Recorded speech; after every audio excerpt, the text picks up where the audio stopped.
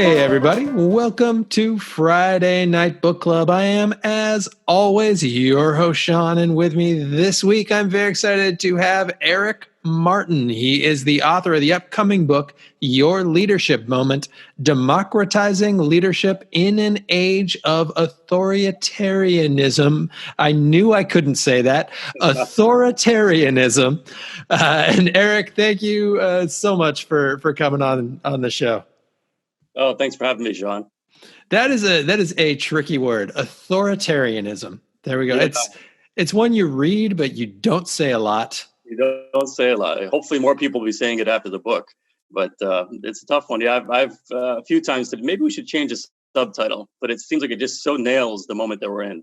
It does. It absolutely does. And can we just start with what exactly is the book? Well, what is the book? Just in a nutshell. Yeah. Well, the book is premised on the idea that each of us has at least 5 leadership moments every day. So that's you, Shawn, that's me, that's people who work in organizations and companies and nonprofits, as well as people who are just, living their lives in their communities. So the idea that there's 5 leadership moments every day, I think is really intriguing because it really leads to 2 questions. One is, would you recognize a leadership moment when it came your way? And secondly, would you know what to do if it did? So that's really the main purpose of the book, is to try to, as I said, democratize leadership and to do so in this time of authoritarianism. Right, and we got a lot of stuff to unpackage just from that short explanation of the book. But I think the first big question that springs to mind is, what is a leadership moment? Because I'm sure it's not kind of the obvious thing that people think it is, where you've got a room full of people looking at you and saying, "What do we do?" It's something a little bit more subtle than that. Yeah. Yeah. It could be a room full of people, and it could be that room full of people is moving in one direction, all geared toward the same answer, the same short-sighted solution, the same old. And you're that one voice that stands up and says, maybe this is not a great choice after all.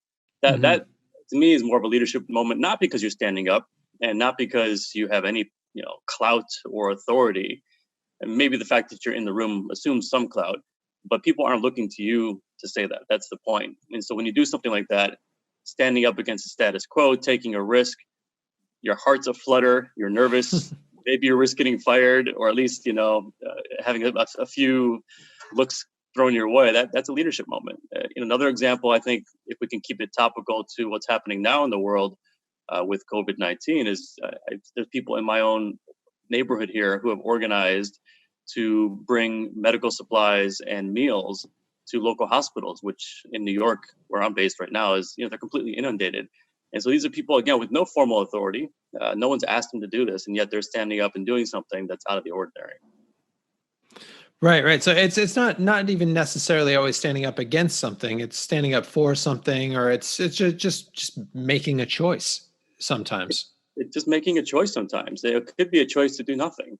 It could be a choice, frankly, if the moment arises over, I don't know, Thanksgiving Day dinner, to have that conversation is keeping the peace maybe for a while, if that's not what's typically expected.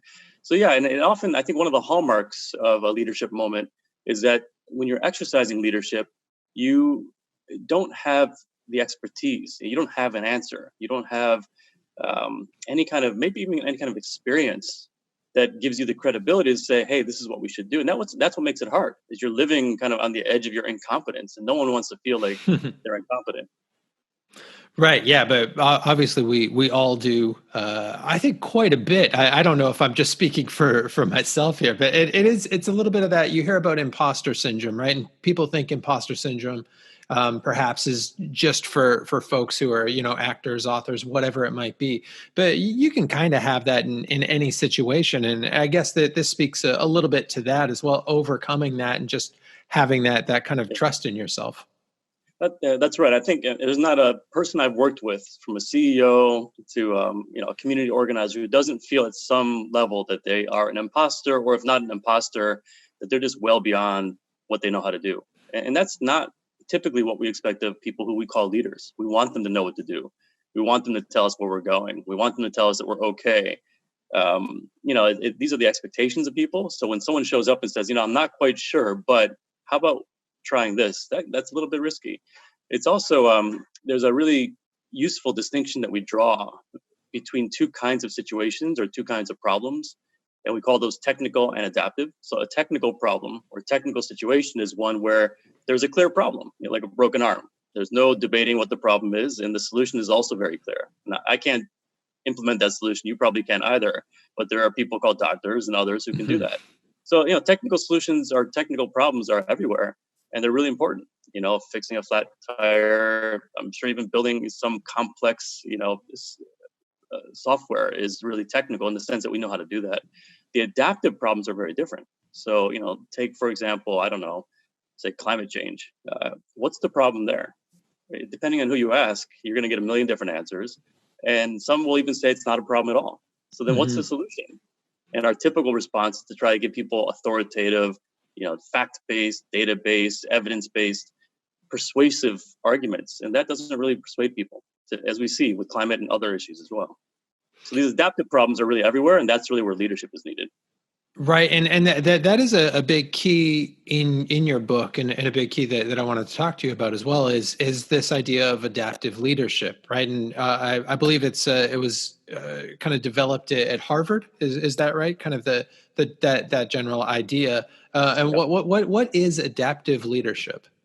Yeah, it's kind of, if you take this idea of leadership being a moment where you step outside of the norm, step outside of the status quo, step outside of what's expected, often in a way that's risky and dangerous. And then you pair that with this idea of adaptive challenges, problems that don't have known solutions. Then the combination being adaptive leadership, which is the definition is it's mobilizing people to tackle problems that have no known or easy answers. Okay. Mobilizing people to tackle problems that have no known or easy answers. That's kind of the basic definition. My favorite definition of adaptive leadership, though, is that it's about disappointing your own people at a tolerable pace. I like that. That's what it feels like. When you step out and do something, often people are disappointed in ways that we don't expect. Mm-hmm.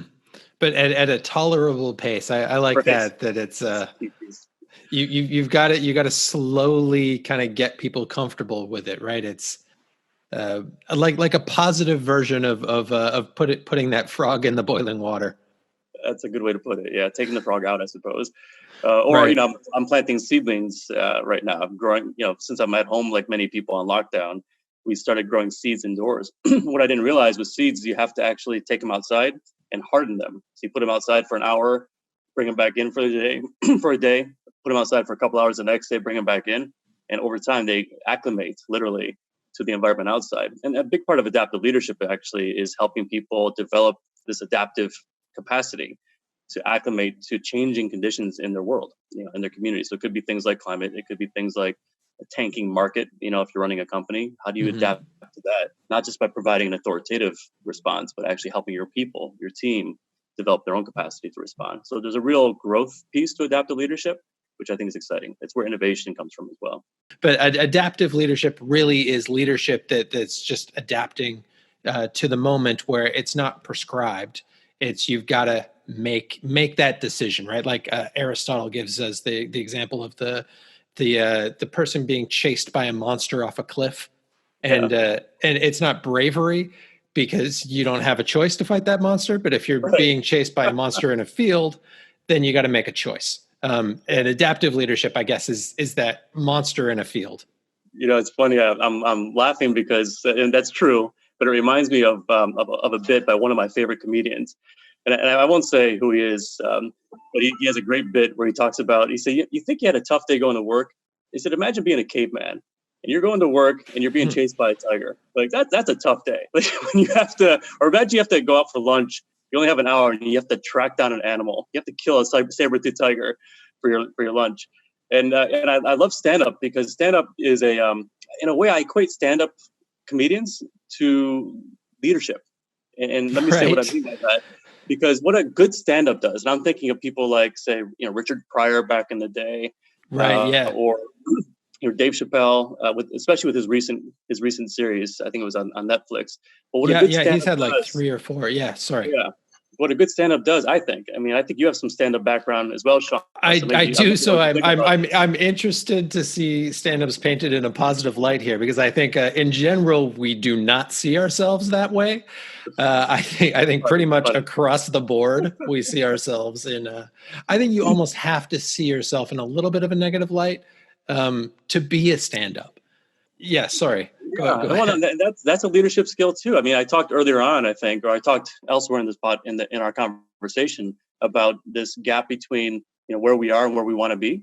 Hmm. And I think stand-ups do that really well, because a lot of people just want to talk Hmm. about the bright side, this great place we're going to as a leader, for example. So stand-ups can paint that beautiful picture as well, but also the honesty about where are we right now. And so the honesty, the dark Hmm. side, as you said, that is a really important act of leadership. So we can really see both spaces and then say, okay, how much do we want to go from here, where we are to where we want to be? And that movement to this, to this other side, I think is what stand-ups do really well. So what does stand-up, like, say, a Chappelle or a Pryor or others does, I think, is they take us to the very edge of what we're comfortable with.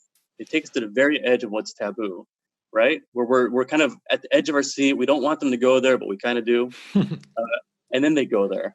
And it Right. feels raw, and it feels new, and it feels novel, it feels scary. And then what do? They make us laugh. They Right. completely break it down. They normalize it for us. Now it's okay. We can go there now, right? It's Right, amazing. and that really does actually kind of epitomize who, like, the best stand-ups, right, are those ones with that kernel of truth. The George Carlin, Chris Rock, Lenny Bruce, Bill Hicks, and they are Precisely. all, folks look at them as being almost famously offensive, right? Like George Yeah. Carlin's Seven Words. Lenny Bruce obviously spent his whole career fighting against the court system and everything, trying to stop his language. Hmm. The Chris Rock, I guess, has less of those hurdles, because some of those other guys have crossed those, but it still has those hurdles today as well. So Yeah. it is. I don't want to to kind of tall poppy myself and my fellow stand-ups here, but it's a real act of bravery, I think. Yeah. And again, it feels risky because you can get booed off the stage, or worse if you go too far. And, leadership as well as stand-up comedians, I think, this is not martyrdom work. Like, there's a role for martyrdom in life, but in leadership and stand-up, getting killed, getting killed and getting taken out is not worth it, because you're not invited back, and then you can't be of use to anyone or make them laugh. Yeah, it is true. I guess it actually is a really good analogy, because you think about it, and you do want to push it that little bit, like you say, you want to find that thing that makes people a little bit uncomfortable, and is true, but you definitely don't want to push it too far. It definitely has to be by degrees, because Hmm. yeah, you go over that line, and like you say, you're not coming back, or you're gonna get an empty room. And I can tell you firsthand, there is nothing worse than saying something you think is going to be funny, and Right. it gets responded with just silence. Yeah, yeah. And again, and think about the leadership parallel. You're doing what you think is right, standing up for what you think is right or you believe in, and no one shows up.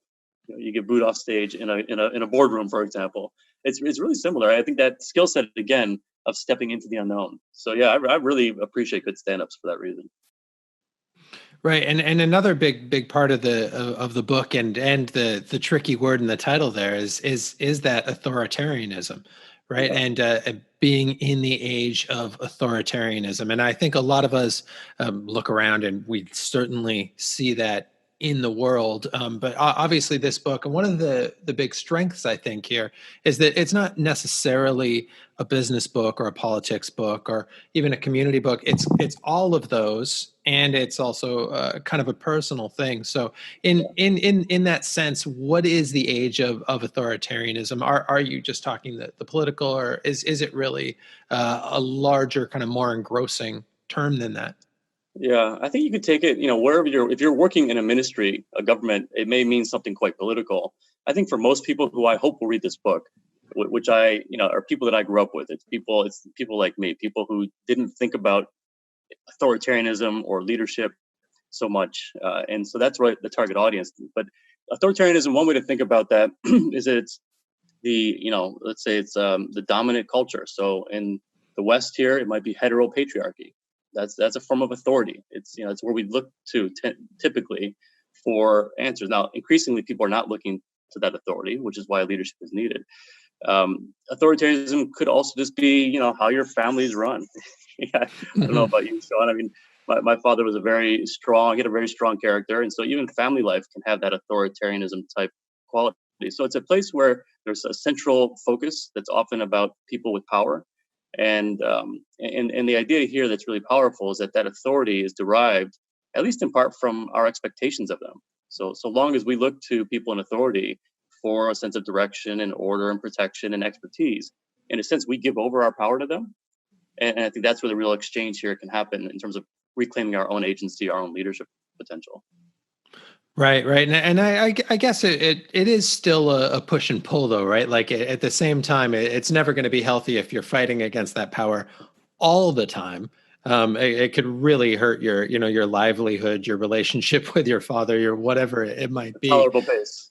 Yeah, exactly. Yeah, and that I guess is really where that comes in is understanding where to pick your moments and how to pick your moments and how do people kind of start to make that change? Because I would think if you've always been a little bit timid to make those decisions, even when to kind of wake up one day and say, okay, today when I have my 5 leadership moments, I'm going to take control, is probably a bridge too far. How do you kind of warm up to that idea? Yeah. I mean, that would be a great moment if someone woke up in the morning and say, "Okay, I'm going to look for that leadership moment today," and maybe sees it or not.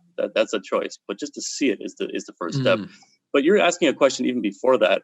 I liken it. So I grew up in the city of Detroit at the height of its decline. And I remember, on these days in, say, April, May, June, in the summer, waking up. And every summer, the neighborhoods seemed to get a little bit more dangerous, a little bit less comfortable to walk around in. And so there was a sense that things are just not getting better. They're even getting worse. And I had a sense of frustration because that's not my job as a child, or even as a teenager to fix that. I didn't think it was my choice. So I think sometimes the first awareness that leadership may be needed is a sense that there's a gap between what we know is possible. What I like to say is, what our hearts know is possible. It could be about ourselves, about our family, about our community, about our company. So the gap between that and our current reality. And that gap creates a bit of a tension that some people run away from it. But if you lean into that tension and say, okay, there's something not right here. What's my choice? What can I do about this? To me, that's the beginning of that awareness. So it often does come from a discomfort, a dis-ease, a sense that things could be better than they are. Right, and have you found, because you've been teaching this around the world, right? And you've taught, and I'm going to name drop here a little bit, but you've taught this sort of leadership to Google, Microsoft, UN, the White House. Like the list is a little bit ridiculous, really. Like this resume is fantastic, but have you found that people in all of these different situations have kind of those same hurdles that I'm going to have, or that just guy down the street's going to have, or whatever it might be? Is it similar at all levels? Yeah, at some level, we're human beings. I often joke there's only 2 or 3 problems in the world, and it tends to be things like people not communicating, working in silos, working separately from each other. So at some level, I think there's a lot of similarity. It's that that feeling that I need to take a step into the unknown. I need to take a step into risky territory, and that step may be making a big policy decision as a ministry official. It could just be, inviting someone for dinner at your house that you aren't quite sure is going to be received well. In fact, that's a true story. One of the people I profile in the book is a guy named Vimal. He's from India. He's from the lowest caste in India, which, as you may know, is called the Untouchables, which is very poignant now in a time of social distancing, physical distancing. Vimal reminds us that his people have been forced to social distance for thousands of years. But there was a guy in his neighborhood who had, it's the slums outside of Delhi, who had shot a man. This guy had shot a man, not Vimal, but a person he knew. And Vimal's first response when the guy got out of jail was to invite him over for dinner. And his family cautioned against it. All of his friends, even the guy's friends, cautioned against it, saying that if you do that, your reputation as a leader of a movement will be tarnished. But Vimal realized that it's these people on the fringes, on the margins, that needed to be engaged. And so he brought this guy in. Long story short, they had a great meal in that part of India. A meal might be 6-7 hours of conversation and tea and relaxation. And at the end of it, this gentleman who had been in jail only 6 months earlier said to Vimal, he said, I don't want to die illiterate. I want to be part of this movement that you're building, which is about education for youth. And so he had converted this man who others would have thrown away into a real ally and partner, and a guy who knows how to hold his own too in these slums where people might want to use schools for things other than education. Wow, that's it's amazing stuff, and you hear these stories, all the time, right? Like these, there's there's an MP anyway in Scandinavia, Denmark, who is doing a similar thing where she was getting a lot of hate mail for being a Muslim, and then started inviting over the haters and kind of talking to them. It was a story on BBC, Right. but. What kind of differentiates those people? Because you hear that, and I think like I don't know if I could do that. Like if I was put in the same situation as this gentleman that you're talking about, would I invite over the guy who shot my buddy? Like what a just a huge thing to do, right? So what differentiates that? Do we all have that in us, or? Yeah, I like to believe that we do, Shawn. I mean, that's what this book is really aiming to test and to help people see. And if you and I had more time now, we probably could delve into your own history and your own choices, and and see the choices you've made. I'm guessing it's you've done that in different ways. Given the line of work you're doing, this is not the conventional line of work, and so anyway. But I do think it's in all of us in some ways. I think, and maybe it sounds a little bit trite and obvious, but it does help to be connected to something that you care about, and that could be a person, it could be a cause, it could be a company, it could be anything, your family. And I think it often begins there. Another guy that I track in the book, a guy named John Genzer, he was an army Iraqi war veteran, American veteran, but in the Iraq War. And he realized in his time abroad that clean energy and fossil fuel were part of what was causing. And he was from, West Virginia, which is in Appalachia, a lot of coal country. So his choice was to go back and start, talking up clean energy, which you wouldn't think is that controversial, but people didn't like it. In fact, he wasn't so welcome for a while in certain places back home. So, I think that cause for him was really deep, but I don't think it has to go as deep as, fighting a war. I think it could be, again, something that you really care about. You just know can be better. So I think it's in us. But yeah, if you don't care, there's really I would say there's no reason to exercise leadership unless you're passionate about something. Otherwise, just, accept the status quo and things that come your way. There's nothing wrong with that either if things are working. Right. Yeah. Right. Well, what was it for you that kind of got you into this? That first kind of lit this spark that drove you to the place where where you're writing this book, where you're traveling, where you're talking about this. What was there kind of a key moment for you, or what was it? It kind of built up on those tolerable steps. Yeah, I think it was probably an accumulation of moments over time. I can't point to one big one. The earliest memory I have, actually two memories. I'll keep them short here, but one was just seeing my dad, who was a firefighter, a Detroit firefighter, again, during the height of the city's decline. We had so many fires every day. You could see them from the door. If you're up on your second story window looking out over the city, you could see smoke, on any given day in the city.